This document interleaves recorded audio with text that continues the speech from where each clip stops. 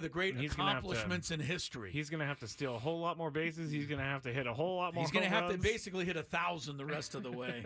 But I brought the Twins up because they had a bad injury though today. Joe Ryan, one of their real good starters, tear in his right shoulder, and he left Wednesday start against the Cubs at Wrigley Field, where you were. So he's on the 15-day injured list, but they're saying he's gone for like a while, weeks to months. Ew. That hurts the Twins. Carlos Correa has been out for a while too, so they're doing all this without. Joe Ryan's a really good pitcher for the Twins. He's 7-7, 3.60 ERA, but those are just numbers. He's one of their top guys. So big injury for the Twins today. All right, let's get to Bryan Hoeing, who kind of burst on the scene with his performance in Tuesday's rain-delayed game in Pittsburgh. We got to see him pitch. Now let's get to know him on today's interview on Friar Friday.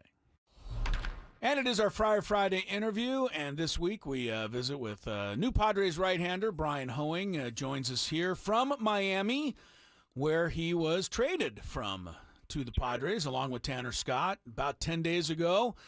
So my first question, Bryan, is how has the last 10 days been for you? What kind of whirlwind has it been for you? It's definitely been a whirlwind, but it's been a good whirlwind. For me, I didn't really expect to get traded. I'm thankful that I did come into an organization like the Padres, first-class organization that prides itself on winning and has a really good culture. So just kind of seeing a different, side of, a team. The guys have been great, welcoming me with open arms.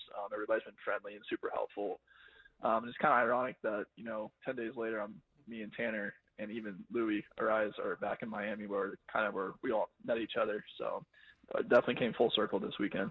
Yes, it did. We're talking to Bryan Hoeing, a Padres relief pitcher here on 97.3 The Fan. And here in San Diego, Bryan, we sometimes call your pitching coach, Ruben Niebla, the pitching whisperer. So I just want to know, what was it like to work with him for the first time, or what's it like to work with him currently? Yeah, he's been great so far. Super helpful already. I know I've only been here 10 days, but we've talked a little bit about, some of my pitch usages and, things that they, hope that they can see change in my arsenal, which I think has been, beneficial for me out there in my performance-wise. But he also just brings really good energy. He's able to listen. It's not just a one-way street. He wants to hear what we have to say, too, about his thoughts. And I think that's how you grow as a pitcher and as a pitching coach as well. But definitely helping me with my arsenal and usage percentage with certain pitches. Bryan Hoeing kind of arrived on the scene as far as the Padres are concerned in that rainout game the other night in Pittsburgh, and ended up pitching almost 4 innings there and helping the Padres to a great win with a beautiful effort. The whole bullpen, 8 shutout innings. Yeah. But how did that come about? It started to rain. I'm sure Cease didn't immediately ask out of that game. In fact, if I know Dylan, he probably really didn't ever want out of that game. So how did that finally go that, when you got the word and they said, hey, we're going to put you go as far as you can go? Yeah, well, you're absolutely right. Cease's mindset was, I'm going back out there. They're legit going to have to drag this ball out of my hand. That's basically what happened. It was a 2.5, I think it might have been a 2.5 hour delay or somewhere. And that's just not worth throwing, Dylan Cease, one of the best starters in the league, back out there for risk of injury. And I've kind of been in that situation before. I've been a hybrid pitcher my whole career. So in a situation like that, my mind, started clicking a little bit. I said, hey, I'm telling myself, this is probably going to be me. So just, stay locked in. At no point did I think the game was ever going to get canceled. I was telling myself, we're going to play this game. We're going to play this game. So I could just stay mentally focused. And the Ruben and Fritz both did a really good job of just communicating with me and saying, hey, look, if this goes past a certain time, we're going to go with you. So the whole rain delay, I was focused and ready to go. But that game was crazy just with the rain delay and then the bullpen really stepping up in a huge way. I think we had a shutout that game as well. Yeah. But the cool part about the bullpen is that everybody is really good stuff. Really good competitors. And I think we really just passed the baton from one person to another and just kind of I got your back, you got my back, and let's do this thing. We're talking to Bryan Hoeing here, Padres relief pitcher on 97.3 The Fan. And how comfortable, Bryan, I think you went 3 2/3 that night. How comfortable are you going deep into games? Is there a pitch limit, or are you just kind of going until you feel like it's time to He's a hybrid, Skraby. I know. He can go on gasoline or electricity. Oh, there we go. I like Doesn't that, matter Chris. to him. Thank you. You know, you kind of have to be a little bit careful. I mean, for my health, you have to be careful. You can't just throw me out there for 5-6 innings when I'm not built up, which currently I'm not really built up for that much. But I mean, I was built up for 50 pitches or so. I threw 3 innings in Milwaukee about 2 weeks ago. That was around 50 pitches. So, you know, in a situation like that with a rain delay where we really just need to kind of fill up some innings there, I am a guy that can just I like to think, knock on wood, but I like to work efficiently, just get early contact ground balls and just get it in and out of at bats.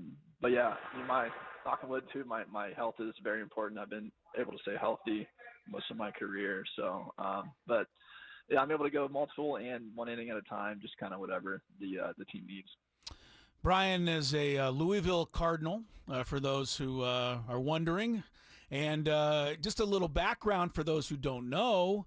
You were drafted, I think, out of high school in something like the 35th or 6th round, then drafted again after your junior season, but still in the 32nd round.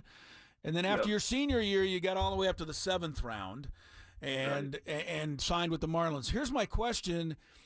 What was the biggest thing that happened between the 32nd round and the 7th round? Did you change, or did their opinion of you change?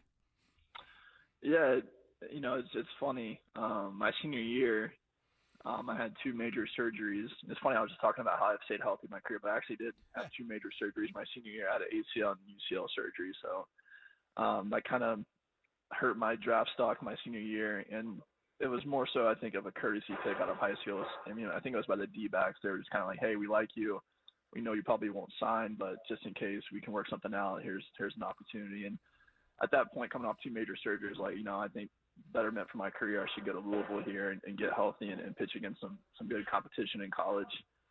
And then, I got drafted by the Giants, I believe, in 2018, and that came down to just the money amount. We didn't really agree on what the money was going to be, so I went back for my last year at Louisville and had a pretty good year. Honestly, it timed out really well. I kind of, bet on myself a little bit, had a solid year. We went to the World Series as well, which was really cool. But yeah, going from the 30-something round to the 7th round, I'd say it paid off. Yeah, definitely paid off. Good move. Bryan, what's it like going from a team without playoff aspirations and going to a team just a couple games back of first place in the division? It's definitely different. In the flip of a switch, you're going from last place in your division to, fighting for the division title and even the wild card spot. So, something to play for. The energy is phenomenal. The guys bring the energy every single day. We know what's at stake here. We want to get to the postseason. Every single baseball player, I think, in the MLB want to get to the postseason. So, I'm fortunate enough. I would say Tanner would say the same thing to. Thankful to get put in this opportunity where we are, kind of controlling our own destiny here as long as we play well throughout the stretch. Hopefully we're playing some October baseball. But yeah, I think that's all we all want to do is pitch in a postseason game with really atmosphere in front of the Padres fans. Yeah, we got some pretty good fans out here, and I'm sure you're probably already realizing that in a short time. Bryan Hoeing is one of the newest Padres. We're going to let you roll here. Just wanted to come full circle. We talked about it being kind of a whirlwind 10 days. Like, how much of San Diego do you even get to see in the short time you've been here? And are you still trying to move in someplace? Has somebody put you up in town? Do you need to rent my garage or what's the situation? Well, hey, I might take you up on that. Okay. No, the staff, TJ, the travel coordinator here, did a phenomenal job of making the whole process very smooth for me. They put me in a hotel, the Omni, right across the stadium. Wow, so I was able to just walk, 30 seconds over the ballpark, which is a very nice commute to work. Yeah. But when I get back, we worked out, a deal with one of the apartments nearby. So I will be in an apartment, but I haven't really gotten to experience San Diego that much. I know it, it offers some really good food and some really nice people and really good weather. So I'm hoping here in the next 2 months or so I can kind of find some time to really enjoy it and get to know San Diego really well. Because I feel like it has some really cool things to offer. Yeah, well, you've got a lot to offer this Padre club, and already we've seen it. We appreciate your time, and wish you a very successful last month and a half here. And I think we will see everybody in October baseball. So, Bryan, welcome to San Diego, and thanks for being on our show today. I appreciate it, guys. Thanks for having me. You bet. Hi, there goes Bryan Hoeing. I hope you enjoyed meeting him, by the way.